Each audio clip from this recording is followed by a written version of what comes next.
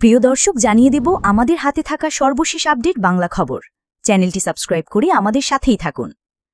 তফসিল ঘোষণা হলে দেশে আসবেন তারেক রহমান। জাতীয় নির্বাচনের তফসিল ঘোষণা হলেই দেশে আসবেন বিএনপির ভারপ্রাপ্ত চেয়ারম্যান তারেক রহমান। আজ বৃহস্পতিবার বেসরকারি একটি টেলিভিশন চ্যানেলকে এমনটাই জানিয়েছেন তারেক রহমানের পররাষ্ট্র বিষয়ক উপদেষ্টা হুমায়ুন কবির। তারেক রহমান ফিরে এসে আগামী নির্বাচনে একাধিক আসনে প্রার্থী হবেন বলেও ইঙ্গিত দেন এই উপদেষ্টা। এই দিন সিলেটের গোয়ালাবাজারে এক শুধু সমাবেশেও তারেক রহমানের দেশে ফেরা নিয়ে কথা বলেন হুমায়ুন কবির। তিনি বলেন, যেহেতু চলতি বছরের শেষের দিকে জাতীয় সংসদ নির্বাচনের তফসিল ঘোষণা হবে, তাই নভেম্বর-ডিসেম্বরের দিকে দেশে ফিরবেন তারেক রহমান। এক্ষেত্রে তার নিরাপত্তার বিষয়ে গুরুত্ব দিয়ে কাজ করছে সরকার। আন্তর্জাতিক মহলে বিএনপিকে নিয়ে আগ্রহ বেড়েছে মন্তব্য করে হুমায়ুন বলেন, তারেক রহমানের নেতৃত্বে বিএনপি নির্বাচনে অংশ নেবে।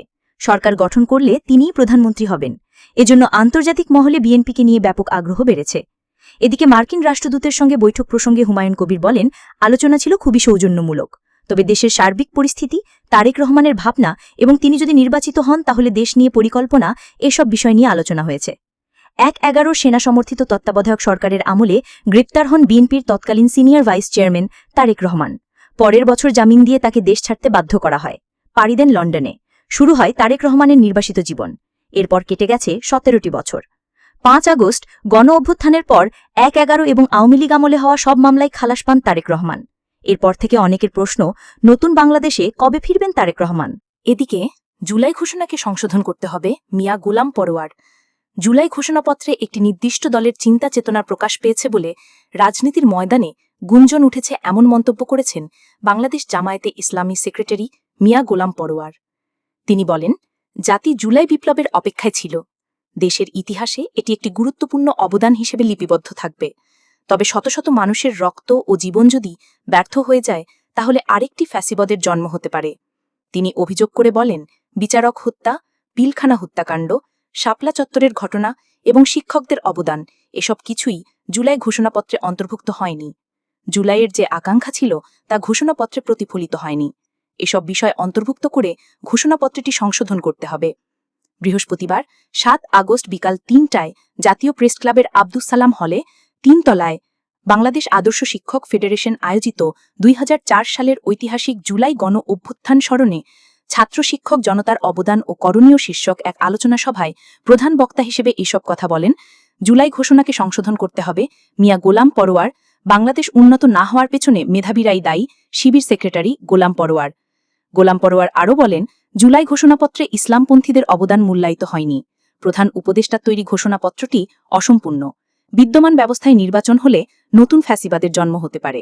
নির্বাচনের সময় ঘোষণাকে ইতিবাচক বলা হলেও প্রয়োজনীয় সংস্কার ছাড়াও নির্বাচন হলে তা জনগণের সঙ্গে প্রতারণা হবে। নির্দলীয় সরকারের অধীনে জুলাই সনদের আইনি ভিত্তি প্রতিষ্ঠা করে সেই আলোকে জাতীয় নির্বাচন আয়োজনের আহ্বান জানান। আলোচনা সভায় বাংলাদেশ আদর্শ শিক্ষক ফেডারেশনের জেনারেল সেক্রেটারি অধ্যাপক এবিএম ফজলুল করিমের সঞ্চালনায় সভাপতিত্ব করেন ফেডারেশনের সভাপতি ড এম কোরবান আলী। প্রধান অতিথি হিসেবে উপস্থিত ছিলেন ফেডারেশনের কেন্দ্রীয় উপদেষ্টা ও সাবেক সংসদ সদস্য অধ্যাপক মুজিবুর রহমান। অধ্যাপক মুজিবুর রহমান বলেন, রন্ধ্রে রন্ধ্রে ফ্যাসিবাদ লুকিয়ে আছে। তাদের বিরুদ্ধে ব্যবস্থা না নিয়ে জাতীয় নির্বাচন সম্ভব নয়। প্রত্যেক বিভাগে শিক্ষার মান নিশ্চিত করার সময়ের অনিবার্য দাবি। যাদের কারণে দ্বিতীয় স্বাধীনতার সূচনা হয়েছিল, সেই শ্রমিক, মোটে মজুর ও শিক্ষকরা জুলাই ঘোষণাপত্রে উপেক্ষিত। তাই দেশ ও জাতির স্বার্থে অন্তঃসারশূন্য এ ঘোষণাপত্র সংশোধন করতে হবে। সভায় বিভিন্ন শিক্ষা প্রতিষ্ঠানের শিক্ষক, শিক্ষার্থী, সাংবাদিক ও বিশিষ্ট নাগরিকরা অংশগ্রহণ করেন। বক্তারা ঐক্যবদ্ধ গণপ্রতিরোধের চেতনায় নতুন প্রজন্মকে প্রস্তুত করার আহ্বান জানান। অপরদিকে বিএনপি ভোটে জিতলে তারেক রহমান হবেন প্রধানমন্ত্রী। হুমায়ুন কবির। আগামী জাতীয় সংসদ নির্বাচনে বিএনপি জয়ী হলে দলের ভারপ্রাপ্ত চেয়ারম্যান তারেক রহমান প্রধানমন্ত্রী হবেন বলে জানিয়েছেন দলের পররাষ্ট্র বিষয়ক উপদেষ্টা হুমায়ুন কবির। বৃহস্পতিবার ৭ আগস্ট বিকেলে সিলেটের ওসমানীনগর উপজেলার গোয়ালাবাজারে এক সুধী সমাবেশ শেষে সাংবাদিকদের প্রশ্নের জবাবে তিনি কথা বলেন। স্থানীয়দের উদ্যোগে আয়োজিত এই অনুষ্ঠানে হুমায়ুন কবির বলেন, নির্বাচনের তফসিল চলতি বছরের শেষ দিকে ঘোষণা করা হতে পারে এবং সেই অনুযায়ী তারেক রহমান নভেম্বর-ডিসেম্বরের মধ্যে দেশে ফিরবেন। সিলেটের ওসমানীনগর উপজেলার গোয়ালাবাজারে সুধী সমাবেশ শেষে সাংবাদিকদের সঙ্গে কথা বলেন বিএনপির ভারপ্রাপ্ত চেয়ারম্যান এর পররাষ্ট্র বিষয়ক উপদেষ্টা হুমায়ুন কবির আজ বৃহস্পতিবার বিকেলে। সিলেটের উসমানীনগর উপজেলার গোয়ালাবাজারে সুধী সমাবেশ শেষে সাংবাদিকদের সঙ্গে কথা বলেন বিএনপির ভারপ্রাপ্ত চেয়ারম্যানের পররাষ্ট্র বিষয়ক উপদেষ্টা হুমায়ুন কবির। তিনি আরও বলেন, আন্তর্জাতিক মহলে বিএনপির প্রতি আগ্রহ ক্রমেই বাড়ছে। বিএনপি তারেক রহমানের নেতৃত্বে নির্বাচনে অংশ নেবে বলেও জানান তিনি। সম্প্রতি যুক্তরাষ্ট্রের রাষ্ট্রদূতের সঙ্গে তারেক রহমানের বৈঠকের বিষয়ে প্রশ্ন করা হলে হুমায়ুন কবির জানান, বৈঠকটি ছিল সৌজন্যমূলক, তবে এতে দেশের সামগ্রিক রাজনৈতিক পরিস্থিতি, তারেক রহমানের রাষ্ট্র পরিচালনার দৃষ্টিভঙ্গি এবং ভবিষ্যৎ পরিকল্পনা নিয়ে আলোচনা হয়েছে। এর আগে সমাবেশে বক্তব্য দেন বিএনপির চেয়ারপারসনের উপদেষ্টা এনামুল হক চৌধুরী, কেন্দ্রীয় সহ সাংগঠনিক সম্পাদক মিফতাহ সিদ্দিকী এবং সিলেট জেলা বিএনপির সাধারণ সম্পাদক ইমরান আহমদ চৌধুরী প্রমুখ। অনুষ্ঠানে চলতি বছরের এসএসসি ও দাখিল পরীক্ষায় উত্তীর্ণ শিক্ষার্থীদের ক্রেস্ট প্রদান করেন অতিথিরা। সবশেষ জানিয়ে দেব, মাদ্রাসা যেন নির্দিষ্ট একটি রাজনৈতিক দলের আখড়ায় পরিণত না হয়। সালাহুদ্দিন আহমদ।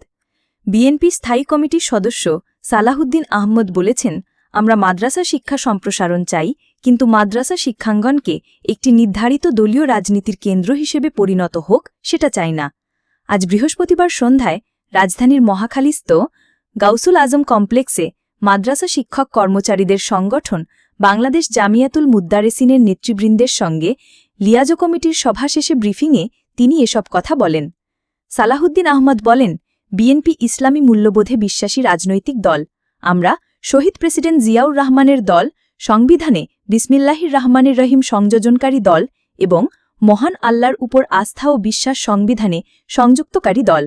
এবারও সংস্কার কমিশনে আমার এর পক্ষে অবস্থান নিয়েছি এবং প্রতিষ্ঠিত হয়েছে।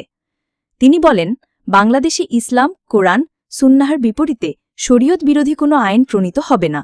আমরা রাজনৈতিক, অরাজনৈতিক, ইসলামপন্থী সমস্ত মানুষের সাথে কথা বলেছি।